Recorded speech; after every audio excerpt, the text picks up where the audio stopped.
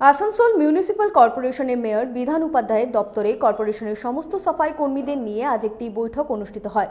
সাফাই কর্মীর বেতন বৃদ্ধি নিয়ে এই বৈঠক অনুষ্ঠিত হয়, যেখানে উপস্থিত ছিলেন চেয়ারম্যান অমরনাথ চ্যাটার্জি এবং অন্যান্য আধিকারিক সহ সাফাই কর্মীরা।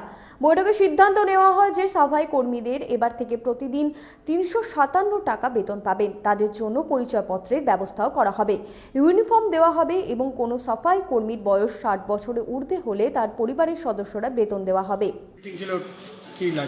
হ্যাঁ, আজকে যে মিটিং ছিল আমাদেরকে খুব ভালো লেগেছে। মেয়র সাহেবকে যা যা আমরা বলেছিলাম সেই সমস্ত জিনিসগুলো করা হয়েছে। আর আমাদের পেমেন্টটাও বাড়িয়েছে, পিএফের দিকটাও করে দিয়েছে। পিএফ আমাদের কাটবে, আই কার্ড হয়ে গেল, বা বয়স্কর মানুষ যাদের বয়স হয়ে গেছে, কাজ করতে পারছে না, তাদের বাড়ি থেকেও ছেলেকে লাগানো যাবে, চাকরি দেওয়া যাবে। ঠিক আছে, এসব আমাদের অনেকগুলো কথা আমাদের মেয়র সাহেব করে দিয়েছে। এবার পৌর নিগমে এত বড় একটা আপনাদের কাজ হয়ে গেল, এবার পৌর নিগমকে আপনারা কি দেবেন? হ্যাঁ, আমরা দেখছি যে যত আমাদের থেকে হয় আমরা কর্পোরেশনের জন্য করব। মিটিং আমাদের যারা স্যানিটারি ডিপার্টমেন্টে যারা রয়েছে কাজ করে, তাদের কিছু ডিমান্ড ছিল, অনেক কিছু ডিমান্ড ছিল।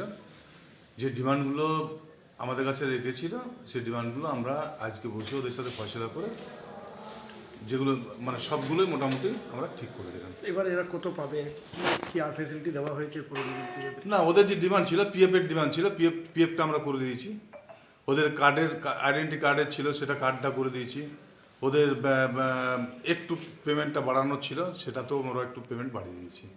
আসানসোল থেকে সঞ্জয় যাদবের রিপোর্ট, 99 নিউজ বাংলা।